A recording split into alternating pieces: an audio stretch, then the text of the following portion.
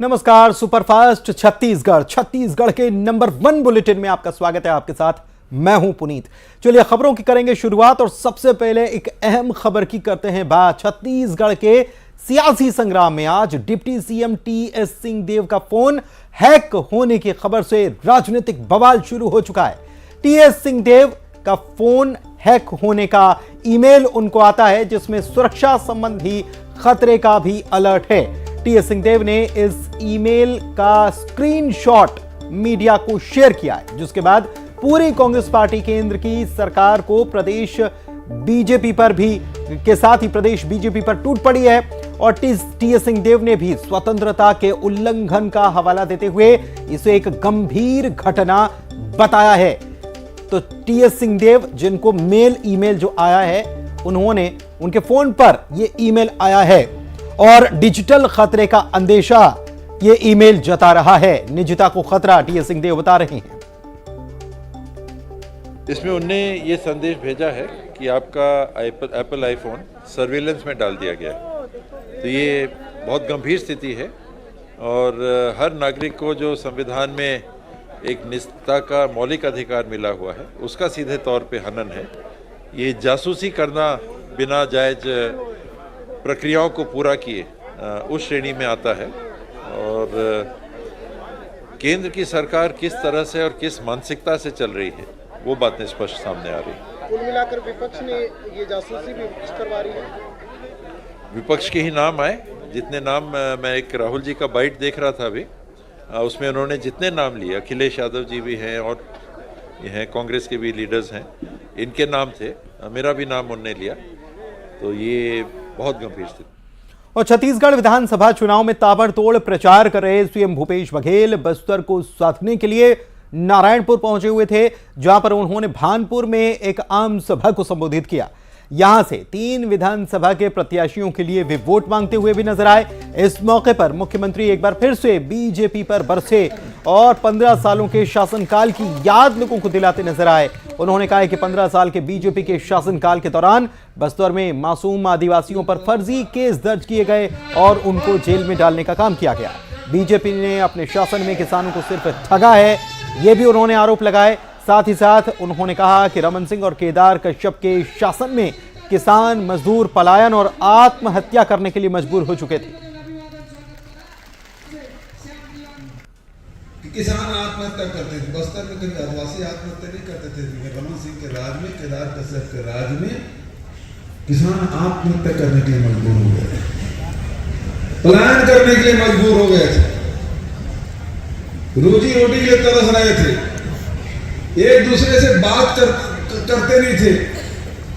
सबके मन में डर और भय था, शंकाएं थी, पता नहीं पुलिस का मुखबिर है कि नक्सली का मुखबिर है, बात करें ना करें, सबके चेहरे में चिंता था। 5 साल पहले आप लोगों ने राहुल जी पर विश्वास किया, कांग्रेस पार्टी पर विश्वास किया, हम लोगों को आशीर्वाद आपने दिया और सबसे पहले जो काम किया वो ऋण माफी का किया। आपसे वादा किया था राहुल जी, हमारी सरकार ऋण माफी करेंगे, 25 रुपये क्विंटल में धान खरीदी करेंगे, 4,000 प्रतिमाना बोरा के दर से तेंदुपत्ता खरीदेंगे, 400 यूनिट तक की बिजली बिल आधा होगा। ये सब बातें कही गई थी। 35 किलो चावल रमन सिंह तो 7 किलो कर दिया। हमारी सरकार आई तो 35 किलो करेगा, 35 किलो चावल 7 किलो। और बस्तर के रण में उतरने से पहले सीएम भूपेश बघेल ने राजधानी रायपुर से ही केंद्र की बीजेपी सरकार पर वार शुरू कर दिया था। रायपुर में सीएम भूपेश बघेल ने बीजेपी की घोषणाओं पर सवाल उठाए और कहा कि बीजेपी की गारंटी पर किसी को भरोसा नहीं है, जनता को कांग्रेस के वादों पर भरोसा है। उन्होंने यह भी कहा कि बीजेपी ने 15 लाख रुपए देने और काला धन वापस लाने का वायदा जो किया था वो आज तक पूरा नहीं हो पाया।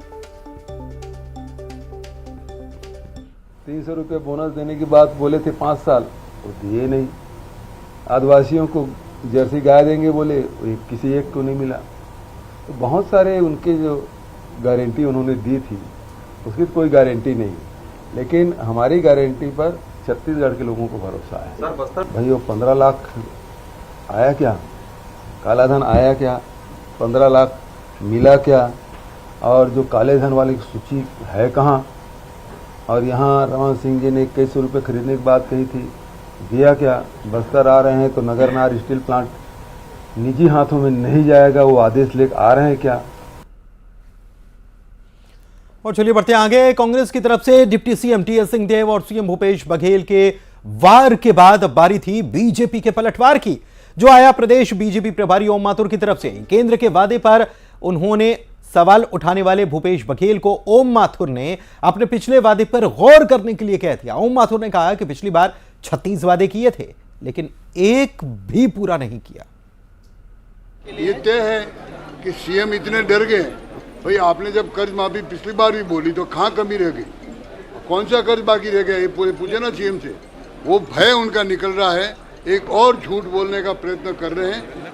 छत्तीसगढ़ की जनता और मतदाता बहुत अच्छी तरह से समझ चुकी है, जो उन्होंने 36 वादे किए थे उसमें कोई पूरा नहीं हुआ, बहुत डिटेल आ चुका आपके सामने। इसलिए एक बार ये और बहाना बनाना, शायद ये और झूठ बोलने से मुझे मतदाता दे दे, लेकिन अब मतदाता उनकी बातों में आने वाला नहीं है। इधर बीजेपी के पलटवार का सिलसिला यही नहीं रुका। छत्तीसगढ़ बीजेपी के सह प्रभारी नितिन नवीन ने भी सिलसिलेवार ढंग से एक एक कर उन तमाम मुद्दों पर जवाब दिया जिसको लेकर कांग्रेस केंद्र सरकार और बीजेपी को कटघरे में खड़ा कर रही है। नितिन नवीन ने सबसे पहले कांग्रेस के वादों को हवा हवाई बताया, उसके बाद चिंतामणि महाराज के बीजेपी में आने का स्वागत किया और फिर आखिर में टीएस सिंहदेव के फोन टैपिंग के मुद्दे पर प्रदेश की कांग्रेस सरकार पर ही सवाल उन्होंने खड़े कर दिए।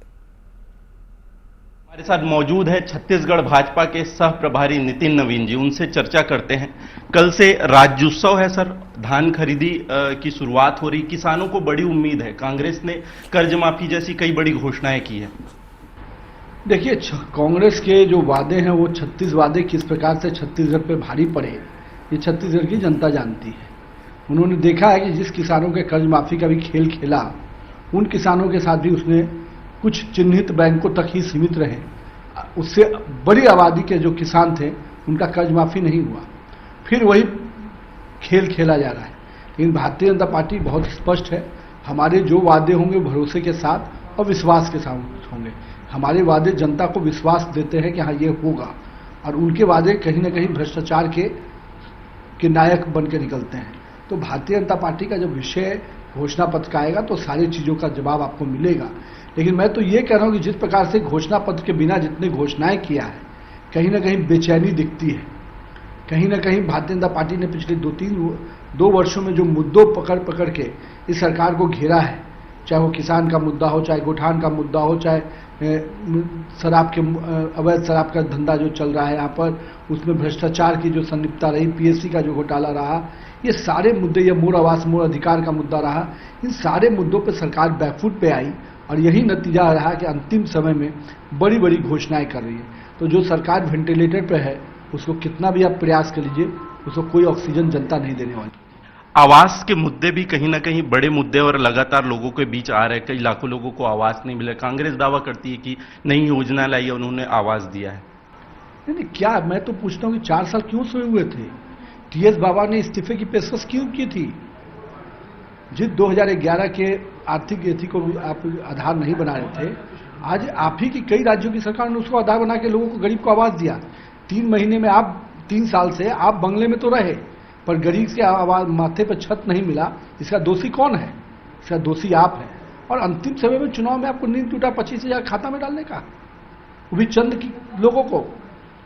क्यों नहीं आज 16 लाख लोगों का जो आवास बन गया होता, जो पैसा आपने केंद्र को लौटा दिया पिछले 3 वर्षों में, उसका जवाब और सजा आपको मिलेगा। जी, अभी चुनाव है, 7 नवंबर को पहले चरण का चुनाव है, 17 नवंबर को दूसरे चरण के चुनाव होने हैं। कितनी सीटें अनुमान लगा रहे हैं भाजपा ला सकती है? और दूसरा एक चेहरा, मुख्यमंत्री चेहरे की बात लगातार सामने आ रही है। ये मीडिया और आप लोग का विषय है। चेहरे 2018 में कांग्रेस के कौन से चेहरे थे, और आज क्या कांग्रेस ने कोई घोषित किया है चेहरा? क्या कांग्रेस ने भी आज कोई चेहरा घोषित किया क्या? छत्तीसगढ़ में चुनाव प्रचार, दावे, वादे और वार पलटवार के बीच नाराज नेताओं का हृदय परिवर्तन होने का सिलसिला अभी भी चल रहा है। और इस कड़ी में एक बार फिर से हृदय परिवर्तन हुआ चिंतामणि महाराज का, जो आज बीजेपी में शामिल हो गए। बीजेपी प्रदेश प्रभारी ओम माथुर ने चिंतामणि महाराज के बीजेपी में शामिल होने को घर वापसी करार दिया और कहा कि किसी पीड़ा की वजह से चिंतामणि महाराज ने बीजेपी छोड़ी थी। पीड़ा नहीं बताई, लेकिन वो ये कह रहे हैं कि आज उनकी घर वापसी हुई है, जिससे पार्टी को फायदा होगा।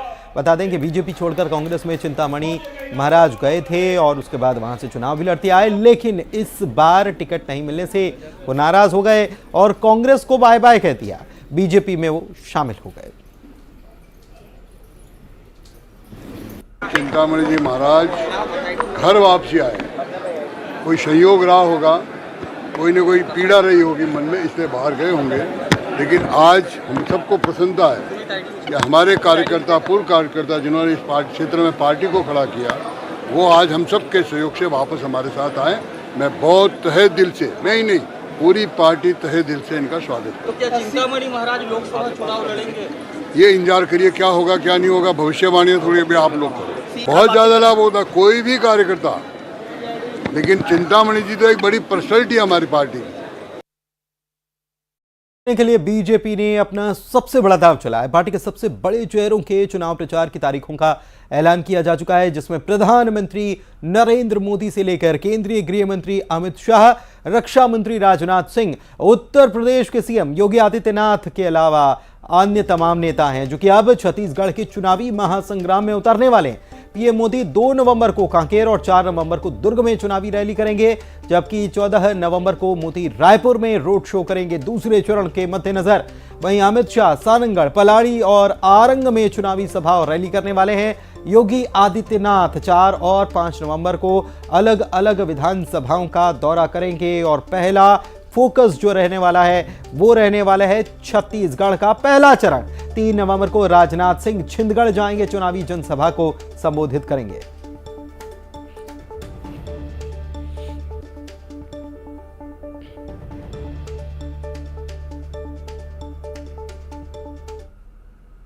वहीं उत्तर प्रदेश के सीएम योगी आदित्यनाथ छत्तीसगढ़ आएंगे, पार्टी के लिए प्रचार करेंगे और उनके छत्तीसगढ़ दौरे को लेकर कांग्रेस के संचार प्रमुख सुशील आनंद शुक्ल निशाना साध रहे हैं। कह रहे हैं कि छत्तीसगढ़ की जनता किसी के बहकावे में नहीं आएगी, लोग कांग्रेस के साथ खड़े हैं। के पास में अभी तक यह बताने की स्थिति नहीं है कि यह धोखे से भी उनकी सरकार बनी तो जनता के बीच क्या लेके जाएंगे। हम सकारात्मक चीजों को लेके जा रहे हैं, अपने 5 साल के काम को लेके जा रहे हैं। आने वाले 5 साल में हमारी सरकार बनेगी तो हम क्या करेंगे, हम इसको जनता के बीच में बता रहे हैं। आप बताइए कि भारतीय जनता पार्टी का प्रधानमंत्री से लेकर मंडल अध्यक्ष तक कोई भी व्यक्ति ये बता दे कि छत्तीसगढ़ में यदि भाजपा की सरकार बनती है तो क्या करेंगे। वो कुछ भी सकारात्मक राजनीति करने नहीं जा रहे हैं। वो अपना इस चीज को मान चुके हैं कि छत्तीसगढ़ में वो विपक्ष में थे और विपक्ष में रहेंगे। उधर दल बदल का एक रोचक मामला कवर्धा में भी देखने को मिला, जहां पर वन मंत्री मोहम्मद अकबर ने बीजेपी नेताओं को कांग्रेस में प्रवेश कराने का दावा किया। उसके अगले दिन बीजेपी ने अकबर के दावे को खारिज भी कर दिया और कहा कि जबरन कांग्रेस में शामिल करवाने की कोशिश हो रही है जो नाकाम रही है। मोहम्मद अकबर ने बीजेपी के मंडल महामंत्री ठाकुर राम मरावी को कांग्रेस में शामिल कराने का दावा किया था। ये जनपद सदस्य है ना जी। जनता कोई भी अपने विधायक के पास या चुनाव का समय चल रहा है, मंत्री जी खुद मिले, दुआ सलाम हुआ, उसके बाद इनको पंछा पहना दिए। पंछा पहनाने के बाद समाचारों में फ्लैश कर दिए कि भारतीय जनता पार्टी के रेंगाखाल मंडल के महामंत्री मंत्री जी के पास जा करके कांग्रेस प्रवेश किया करके, जबकि ये पूरा झूठा है। ठाकुर राम मेरावी हमारे 20-25 साल से भारतीय जनता पार्टी का सिपाही के रूप में काम कर रहे हैं अनवरत। कोई भी व्यक्ति, चुनाव का सीजन है, बात करने में सबके घर जाते हैं, कांग्रेसी के यहाँ भी जाते हैं, भाजपा के यहाँ भी जाते हैं, लेकिन ये 5 साल तक के कांग्रेसी टोटल एक ही काम कर रहे हैं कि कोई भी व्यक्ति अगर जा रहा है, अगर वो काम के नाम से भी गया है, सरपंच गया है, कोई भी गया है या आम पब्लिक गया है, तो सीधा उनको पंछा पहना करके यही बताते हैं कि भाजपा के आदमी इतने लोग आके कांग्रेस प्रवेश किए। तो दल बदल का खेल जो चल रहा है उसमें एक रंग ये भी देखने को मिला। इधर मतदान की उल्टी गिनती के बीच टिकट नहीं मिलने से नाराज हुए बागी कांग्रेस की मुश्किल को बढ़ा रहे हैं और ऐसे ही मुंगेली में पार्टी की मुश्किल बढ़ा रहे हैं रूपलाल कोसरे, जो कांग्रेस से टिकट की आस लगाए हुए बैठे थे, लेकिन टिकट तो मिला नहीं, पत्ता कट गया। इसके बाद वो निर्दलीय मैदान में ताल ठोंकने पहुंच चुके हैं।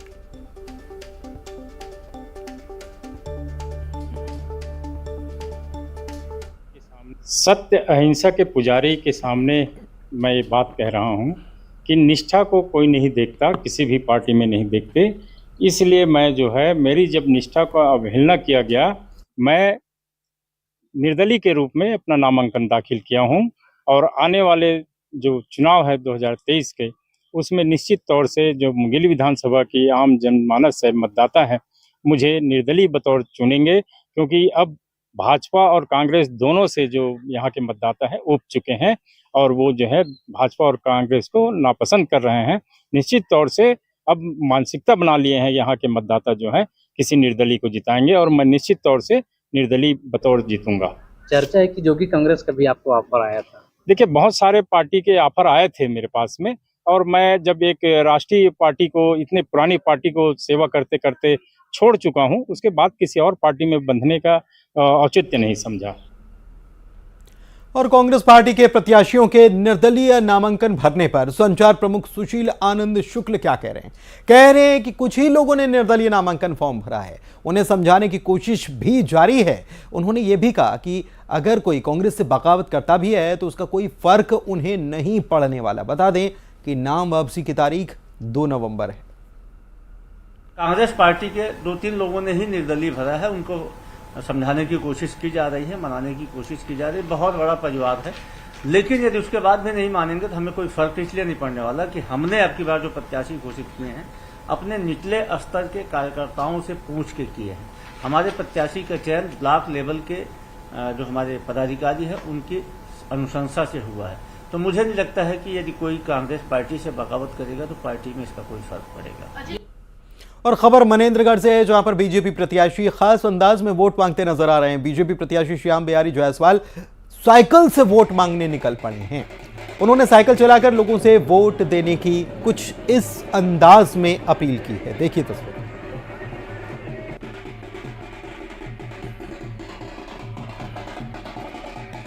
तो अलग अलग अंदाज चुनावी मौसम में नजर आ रहा है। कोई बाइक पर निकल जा रहा है, कोई पैदल ही लोगों के बीच पहुंच रहा है और इस तरीके से ये साइकिल चलाकर वोट देने की अपील करते हुए मनेंद्रगढ़ से बीजेपी प्रत्याशी जो हैं वो नजर आ रहे हैं।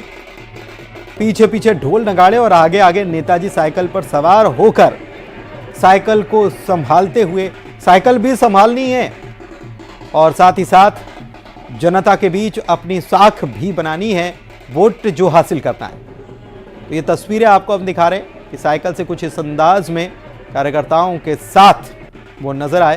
हालांकि अगर साइकिल की ये स्पीड होगी तो कार्यकर्ता बहुत पीछे रह जाएंगे, लेकिन सबका अपना अपना अंदाज होता है वोट मांगने का, जनता के बीच पहुंचने का।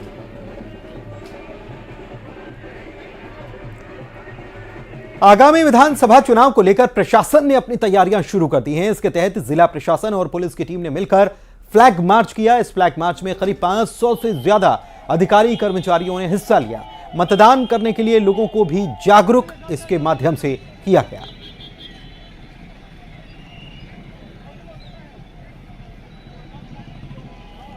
तो मतदान करने के लिए जागरूक भी किया जा रहा है और कानून व्यवस्था पुख्ता रहे इसके लिए संदेश भी दिया जा रहा है। और फ्लैग मार्च इसी को लेकर किया गया है। सुरक्षा के पुख्ता इंतजाम तो किए ही गए हैं, लेकिन साथ ही साथ फ्लैग मार्च पुलिस ने और जिला प्रशासन ने संयुक्त रूप से निकाला और साथ ही साथ लोगों से मतदान में बढ़ चढ़कर अपनी भागीदारी, सहभागिता निभाने की अपील करते हुए भी प्रशासन की टीम नजर आई। कोरबा की ये तस्वीरें आपको हम दिखा रहे हैं।